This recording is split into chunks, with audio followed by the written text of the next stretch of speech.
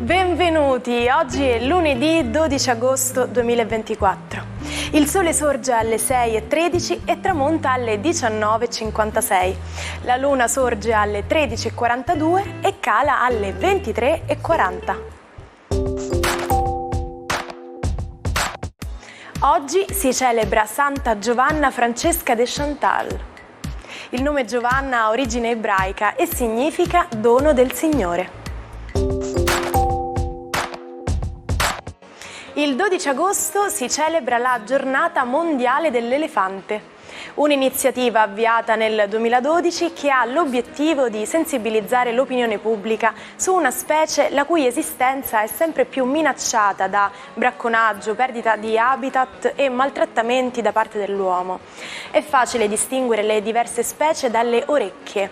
Quelle dell'elefante africano sono molto più grandi e hanno la forma dell'Africa, mentre quelle del cugino asiatico sono più piccole e hanno la forma dell'India. Anche la proboscide è diversa, quella dell'elefante africano ha l'estremità divisa in due per facilitare la presa. Inoltre gli elefanti africani sono per natura molto longevi e possono raggiungere i 90 anni. Sono 77 le candeline per il cantautore Amedeo Minghi. Dopo gli inizi da solista col gruppo Pandemonium, incide il brano Immenso, proposto in 15 versioni, che schizza in vetta alle classifiche internazionali. È anche compositore per altri cantanti come Marcella Bella, Anna Oxa e una sconosciuta interprete pugliese che lancia sulla scena, Mietta. È con lei che canta la celebre Vattene amore, nota anche come Trottolino amoroso, conquistando nel 1990 pubblico e critica di Sanremo, che gli assegnano il terzo posto. Festeggia 38 anni la cantante Alessandra Amoroso. La vittoria nel 2009 del talent show Amici di Maria De Filippi la lancia come solista, trascinata dallo strepitoso successo di vendite del primo singolo Immobile, che le fa avere il disco di platino. Numeri che crescono vertiginosamente negli anni, con numerosi premi e fama internazionale. Una curiosità: la Amoroso è nel Guinness dei primati. Durante il programma E poi c'è Cattelan ha infatti stabilito un nuovo record per il maggior numero di duetti nell'arco di 2 minuti, cantando con 19 persone. Infine, oggi compie 70 anni Pat Metheny, maestro della chitarra a livello mondiale. Irrompe sulla scena verso la metà degli anni 70 col Pat Metheny Group, che porta la musica jazz a conoscenza di una platea più vasta. Influenzato dalla musica brasiliana e dalle colonne sonore di Ennio Morricone, collabora con artisti affermati, tra cui Pino Daniele. Del suo immenso talento dicono molto i 20 Grammy Awards conquistati in circa 40 anni di carriera. La giovane Judy Garland fu sottoposta a una grande pressione dai produttori per corrispondere all'immagine di perfezione di Hollywood. Le venne addirittura imposto di assumere pillole per controllare il suo peso. Nonostante tutto, Judy riuscì a creare una performance iconica. Il 12 agosto 1939 il film Il Mago di Oz, diretto da Victor Fleming, uscì nelle sale. Basato sul romanzo Il meraviglioso Mago di Oz di Frank Baum, il film vinse 2 premi Oscar per la colonna sonora e la migliore canzone, l'indimenticabile Over the Rainbow.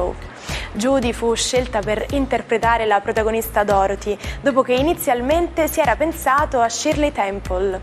Gli scenari e i costumi del film divennero oggetti di culto, in particolare le famose scarpette rosse di Dorothy, che furono vendute all'asta per una cifra di $165.000. Ma c'è ancora l'impronta dell'uomo sulla Luna? Dato che a differenza della Terra non ci sono pioggia e vento, né si verificano altri fenomeni che possano cancellarla, la risposta è sì. C'è ancora l'impronta che ricordiamo essere presente nell'immagine più evocativa sulla conquista umana della Luna. Tuttavia non si tratta dell'impronta di Neil Armstrong, bensì di Buzz Aldrin, che decise di imprimerla in modo così netto a scopo scientifico per mostrare la compattezza della regolite, la polvere lunare.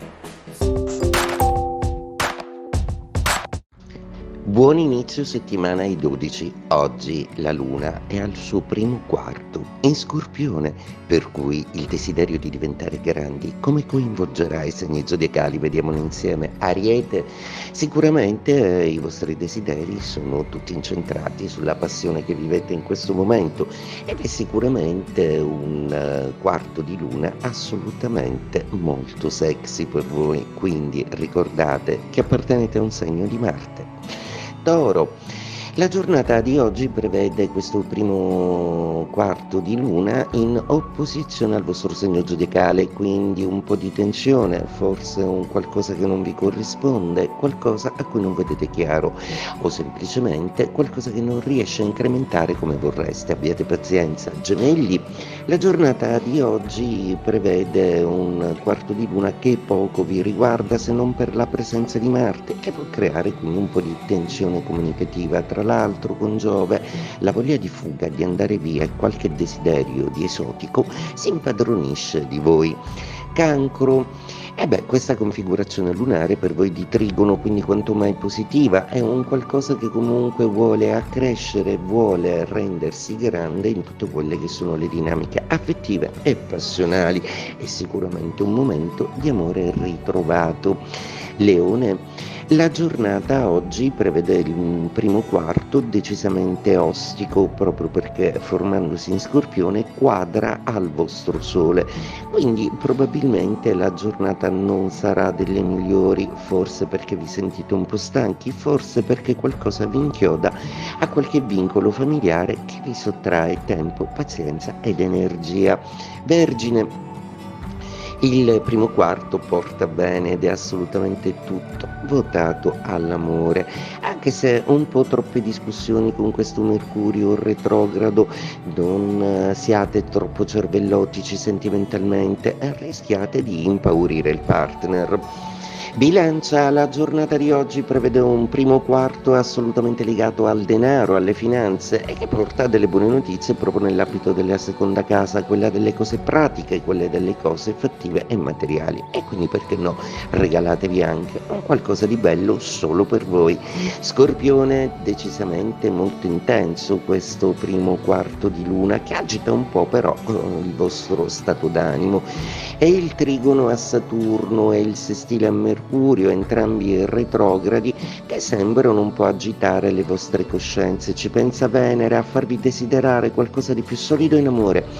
Sagittario, un primo quarto molto emotivo, decisamente nella vostra seconda casa. State curando la vostra anima, il vostro spirito, il contatto con la natura e con la vostra spiritualità. Del resto il vostro segno rappresenta proprio questo.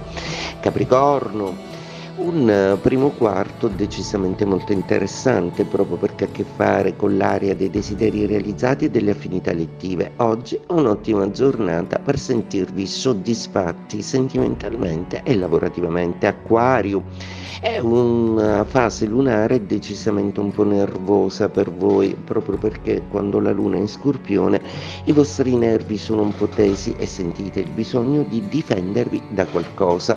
Oggi siete un po' più riservati, semplicemente pesci.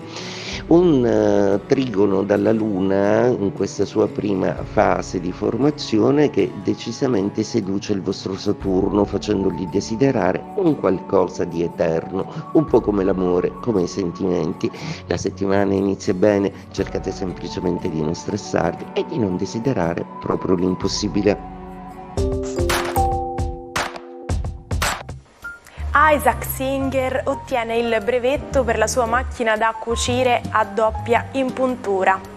È il 12 agosto del 1851. Messa a punto in 11 giorni e con $40 di spesa, l'invenzione presenta un'importante innovazione che segnerà il futuro delle macchine da cucire. Un pedale che permette di aumentare la potenza della forza motrice e di conseguenza la velocità nel cucito, riducendo la fatica fisica. Siete mai capitati in quelle giornate in cui le sfortune sembrano non finire mai e si accumulano una dopo l'altra?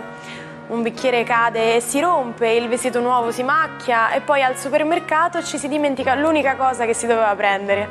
In inglese c'è un modo di dire perfetto per descrivere questa situazione.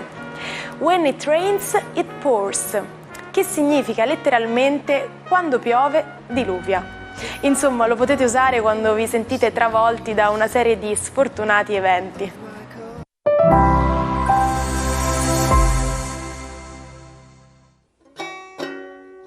Non perdete l'opportunità di restare sempre aggiornati con i nostri video. Iscrivetevi e attivate le notifiche per non perdere nessun nuovo contenuto.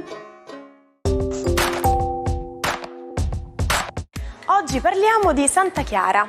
A soli 12 anni fuggì da casa per unirsi a Francesco, si tagliò i capelli e indossò l'abito francescano.